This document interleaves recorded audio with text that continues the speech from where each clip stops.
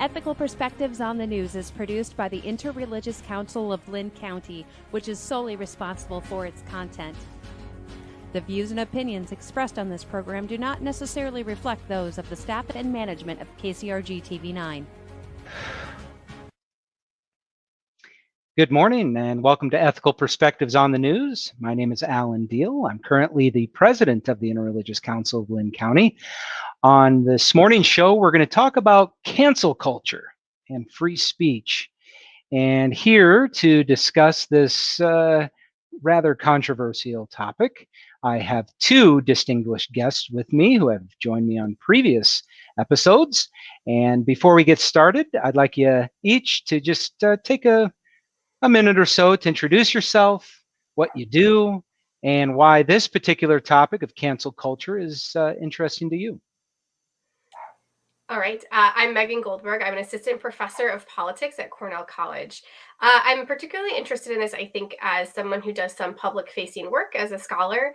There's always concerns about, sort of what's going on out in the world about how we police our speech and others. And then just as a professor, someone in higher education, we care deeply about the ideas of free speech, but also want to balance that with making sure that our students are protected and free from harm in the classroom. And so balancing, the dignity of all of our students, but also, the really important ideas of academic freedom and free speech in the classroom. Thank you, Megan. Hi, my name is Alison Bianchi. I'm an associate professor in the Sociology and Criminology Department at the University of Iowa. I'm also the director for the Center for the Study of Group Processes. As I couldn't say it better than what Megan just said, as far as why, as a scholar and really just a person in society, I'd be interested in cancel culture. But also as a social psychologist, I'm really interested in the mental processes that are being invoked with the internet, social media, and things like that, that actually create some of the systems of public shaming that are occurring now. So along with all the other things that Megan mentioned. Well, thank you, Allison and Megan. Let's jump right into it. So, we're using the term cancel culture. I think a lot of people are familiar with that term by now. But as we talked about even a little bit before the show, and as I'm researching this, right, it's not something that is actually new, right, in society. And really this idea of kind of, Allison used the term kind of public shaming, public humiliation, public scorning, whatever, can go back, hundreds, if not thousands of years, right? During the Middle Ages, maybe you were tarred and feathered and paraded in front of the village as for something you may have said or done, right? And then, just generally the idea of ostracism, right? That you're being ostracized from society. I think it's being repackaged in a different way, and certainly it has. The term cancel culture comes from a specific place, but again, I think it's it is not something entirely new. But what I wanted you to focus on, and either one of you can jump in here, is how did this particular version of kind of public shaming, if you will, originate? What is different about it today than maybe in the past, and what's contributed to that? So either one of you can kind of get us started with that question. I think that one complicating factor this round is that what we mean by cancellation really depends on the situation that we're in. And sort of cancel culture gets invoked a lot. But right, sometimes we're talking specifically about people losing their jobs. But sometimes we're talking about public shaming, and sometimes we're talking about sort of like some combination of those things. And so I think that when we're talking about cancel culture, we have to be clear about what sort of flavor we're talking about, because sometimes this has like very different consequences for people's lives. But I also think the sort of current iteration, there's social media certainly playing a role, but I also think that it's important to sort of be aware of that sort of the term cancel culture is really being used as a political tool right now, that it's getting invoked often when nothing's actually happening. and that there is a real phenomenon that happens in online spaces and in sort of physical spaces that is what we call cancel culture. But there's also this like term cancel culture that's getting used as a political tool, particularly on the right. And that, we want to, especially if we're using examples, sort of make sure we know what is actually happening with these examples that we're using. Alison, do you have anything to add to that? Yes, not surprisingly, a term and culture has been politicized in a very politicized society. And so, yes, it is viewed differently from different political spheres. But I do want to add some things about the social media phenomenon and cancel culture and kind of the piling on of public shaming.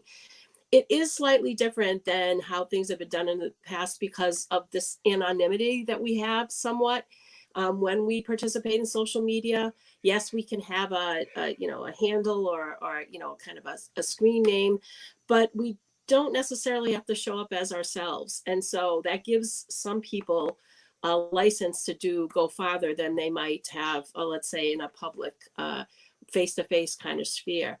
Also, there's some things about social media that really change the target, believe it or not, of something that's someone that's publicly shamed, because our brains don't process things process things about human beings very well when we're not given the person's face, the person's expressions, the person's emotions.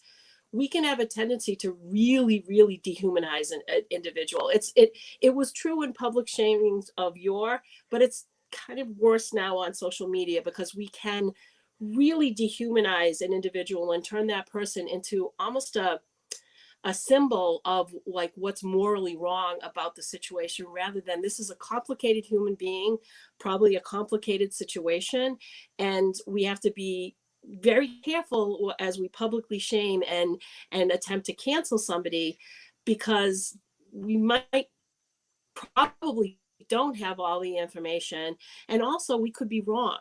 The court of public opinion on digital media does not give any defense to the defendant, right? And so these kind of mob related things, these piling ons that happen on social media can oftentimes spill over into, like Megan said, public spaces, and there's no defense against them. Even in our justice system, the worst defendants at least get legal defense, not so much in that kind of situation. Yeah, right. So it kind of quickly bypasses, right, the due process that comes with a typical accusation, right, or a charge against a particular person. I was researching in Psychology Today, had a very interesting article on it, and one of the things they mentioned was that it really does depend upon kind of the social contagion effect, right? And then what they call the subsequent outrage fix that kind of goes along with it. And goes to what you're saying, Alison, right? That you kind of, in a sense, dehumanize the person, rally around maybe something that they said in a soundbite or something they did, and does to some degree bypass this idea that people are complex human beings, right? We're a confliction of selves, if you will, and it does make it very black and white. So, and then that kind of amplifies the punishment. So, do you agree with that, Megan? That idea that it is unjust in that way, and that it kind of base instincts in some sense? So I think I both agree and disagree a little bit with what Alison said, because I think there is some research that folks who are super negative online, actually do tend to be that way in real life. But what social media does is amplify those, right? Because like normally walking around, right, people don't come up to you and say like, hey, your shirt's ugly. But they will on Instagram. But it's and so we have this idea that they wouldn't say it in real life, but they will say it online. And that's not always true. It's just that like there aren't that many people who would come up to you on the street and say your shirt is ugly. But that's the only comments we see online. And so I think that, there's I don't think that people are all, I guess, worse online than they are in person. But that the internet tends to amplify those negative comments. But then, right, we also have like all of the things that generate what we see on social media. Right, it's if you are on social media, right, you know, especially if you're on, I think Twitter is probably like the place where this is the most apparent.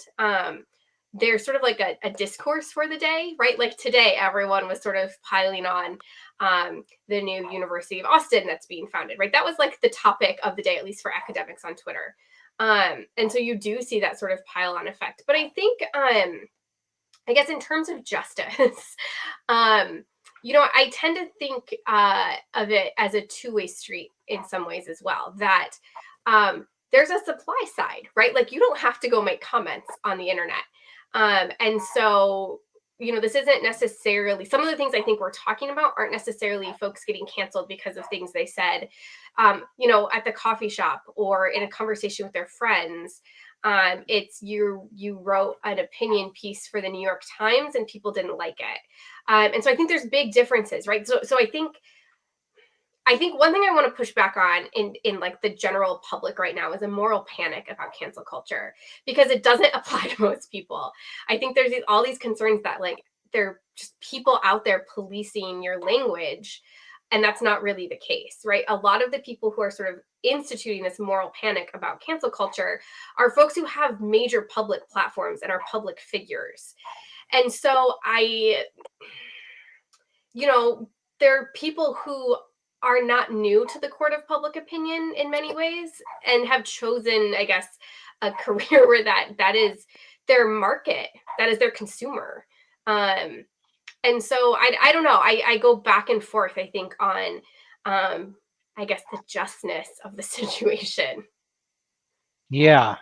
And you mentioned the University of Austin, right? So for our viewers that may be not familiar with that, right, that's a new university, if you will, that's being formed, or it's planned to be formed, right, in Austin, Texas, that is in large part apparently a reaction to kind of what they call illiberalism, or the woke, you know, the woke establishment or cancel culture that has kind of permeated American educational institutions, right? And that, you know, it's, you know, founded on this idea that's a haven for free speech and exploring ideas that otherwise might get you know, a professor canceled or anybody canceled. Or so I would be interested to get your opinion, right? Both of you, you know, obviously professors in universities. Do you does that resonate with you? Do you feel like there is a need for that, and that you feel as if you express a particular opinion, or allow students to produce a particular, or express a particular opinion, that you'll be canceled? Do you think this is an overreaction to some degree? I haven't had an experience. I don't feel like I can't speak, you know, on my campus or say what I need to say. There have been instances, though, at the University of Iowa where students have tweeted about things that have happened in their classrooms and they've implicated professors.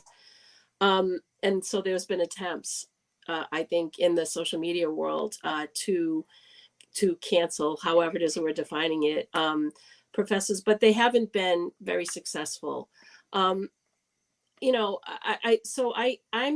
I'm actually okay, I think, where I am. Of course, you know, I think what I want to add to Megan's discussion of this is that if you're in a position of power, oftentimes cancel culture, like you don't like cancel culture because people don't like to give up their power, right? So the people of power always push back on those kind of these kind of things. That's absolutely true.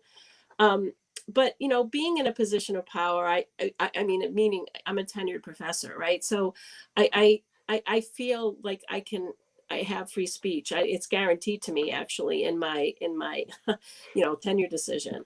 But you know, I think it might be interesting to ask people who don't have that kind of power on college campuses, like graduate students or you know, people on the tenure track or untenured faculty, how they feel about it. I can tell you from my position how I feel, but it's kind of almost, it's not the complete story, right, of what's happening at any university. Megan, do you have anything to add? Well, I am on tenure. There you go. Ask Megan. How do you feel about it? Is that the difference? Yeah. Well, I'm tenure track, and so there's some, still a position of power relative to many others, and including to students.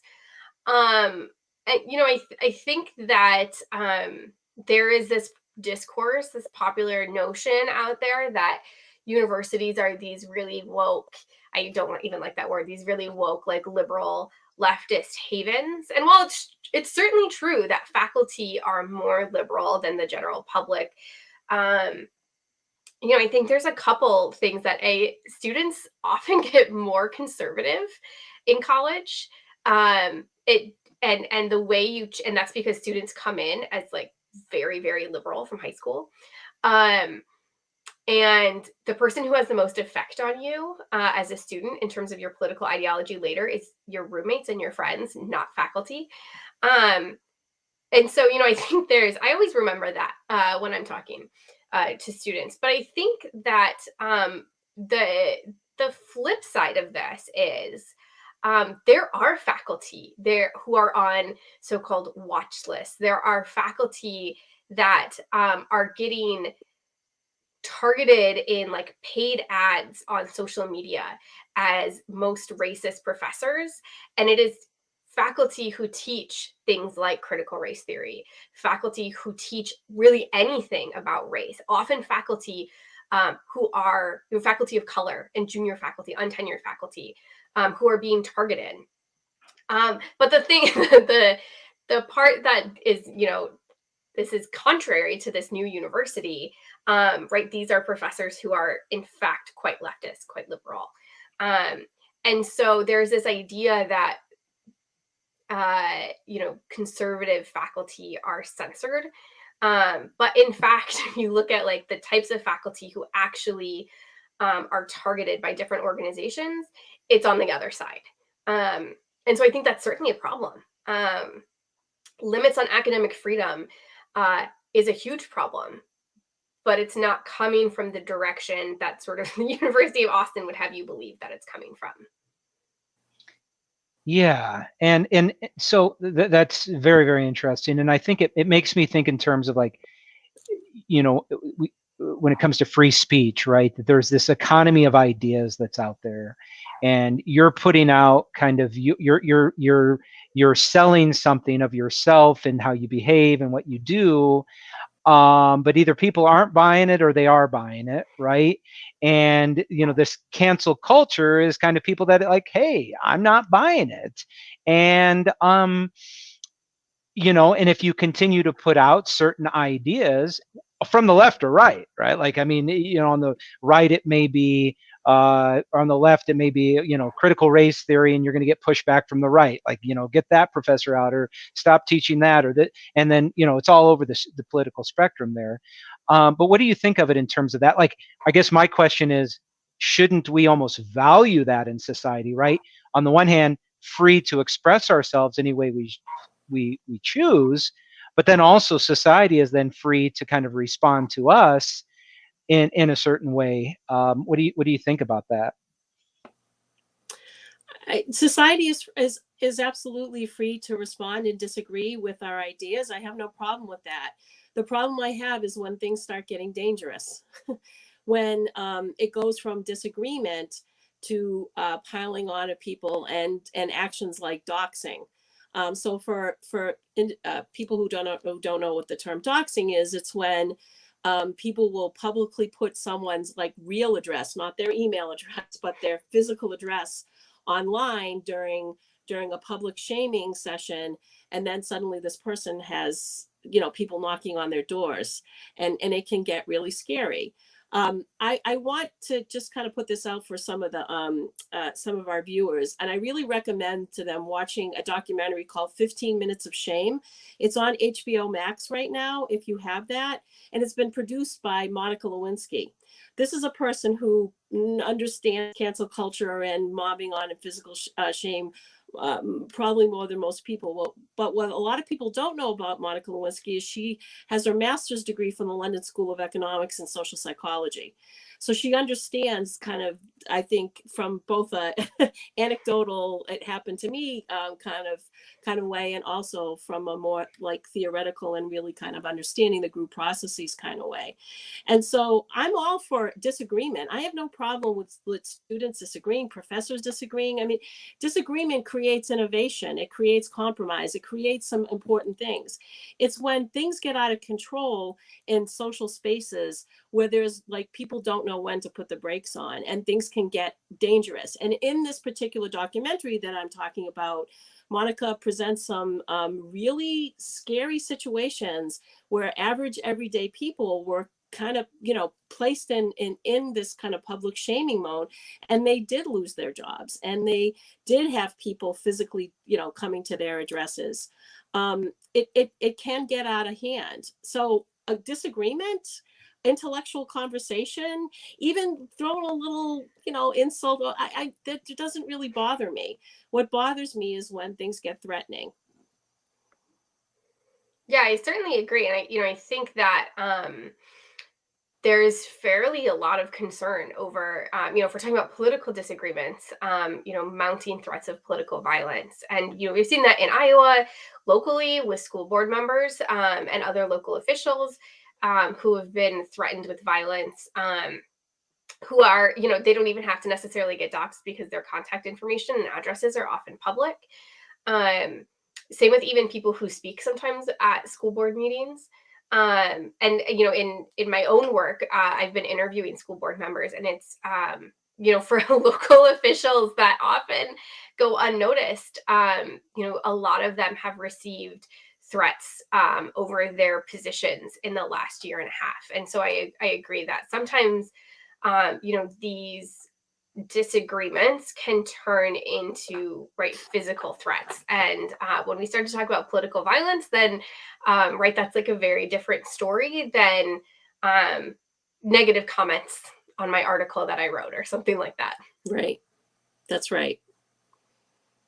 So there is a limit. I think that there is a limit to what should be allowed. And here's a scary, you think cancel culture is a scary word? Here's a scary word for all the social media worlds. They need to regulate certain parts of social media. Okay. They need to make something like doxing of physical address, like people's physical addresses should be protected more online, and doxing should be illegal. In my opinion, because you really do put someone, it becomes not just a political debate or, throwing a little bit of mud at your article that you write or whatever. It really becomes, it becomes scary, right? And so social media and this kind of canceling culture allows for that, right? There have been moments when public shaming and canceling and whatever actually produce some pretty good results. When people go after like institutions or people with lots and lots of power and push back on things that have been doing wrong, there has been changes in the culture. You look at the Me Too movement, you look at the hashtag Black Lives Matter movement, things have changed. I'm not saying it's perfect. I'm saying that, they moved the culture in a ways that there was some justice there. But then there's also been some real instances where some scary things have happened by people using the same kind of public shaming and the same kind of mechanisms. I think, for example, of I believe his name is Alan Jones situation, where he basically doxed the parents of the Sandy Hook victims. Of the Sandy Hook Elementary School victims. And these people, he used social media, he used the internet, he used YouTube, other things to really bring this situation up. And some of these parents of these slain children had to move up to 7 times because they were this kind of public shaming because, Alan Jones was claiming that it didn't happen and they were crisis actors, whatever the hell that is. Really turned into some really, really serious situations. Now, the good news is some of these parents are suing Alan Jones and he's losing a lot of cases. But it's an example of the use of this kind of cancel culture from the right, oftentimes people think it's only coming from the left. It's coming from the right too, in ways in which people are put in some pretty scary spaces. And I think it's because social media is not regulated. And there are aspects, I think, where, we have to look at Section 230, God forbid, of our law, our federal laws, and really think about, protecting those that cannot be protected. Yeah, and that's good. And we there's certainly limits, right? And anything that would become illegal or violent, right? The law needs to intervene, right, and protect those that would be potential victims of that. So in terms of, and I know we just have a few minutes left here. I was reading an article out of Vox, and one of the quotes in there was, "Canceling is a way to acknowledge that you don't have the power to change structural inequality. You don't even have the power to change all of public sentiment, but as an individual, you can still have power beyond measure," right? So it's kind of leveraging the power of the digital age and social media to kind of get people riled up that would otherwise, be very, very difficult to do, right, prior to social media. So is there is cancel culture just a way to kind of, hopefully in a nonviolent manner, create cultural norms to change the zeitgeist of the age, if you will, progress as a society, arguably. So again, should we kind of value that as a nonviolent way to fight back against power, if you will? Yeah, I think it's certainly a tool to change public sentiment. But the other, to sort of come back to a point I made at the beginning, that the thing we've been talking about, Alison, especially, I think the occasions that you've been talking about are not really what a lot of people think about when they think about cancel culture right now in today's context. That when people hear cancel culture right now, it's this fear of, saying something that's not woke, and, that's not politically correct, and that your whole life will be ruined. And I don't know that I can stress enough that that's not a real threat to most people's lives. And to just be, I guess, cautious when you hear people saying that they've been canceled in some way or another, especially when we're talking about powerful public figures, that if someone is telling you on a national news network, on cable news, that they've been canceled, that they in fact have not been. They're on a platform reaching you. And so I think that there is a real thing where there's a marketplace of ideas, and that there are sometimes dangerous pile-ons. But to be careful that you're not sort of being persuaded that that's happened to someone who's using this idea and threat of cancel culture to maintain a powerful status quo where they are, at the top of the hierarchy. Right. I agree with you completely, Megan, that there are, this is a complicated thing. And my working definition of cancel culture is different from, surprise, surprise, right, what is used in popular culture. So for example, when Aaron Rodgers complains that he's being mobbed by the woke culture because he was caught in a lie and he's being canceled, that's baloney. He's not being canceled. He still has his job. He still has like 90% of his, of the companies that support him. He's going to be fine. He was just caught in a lie. So it's not really canceling him per se.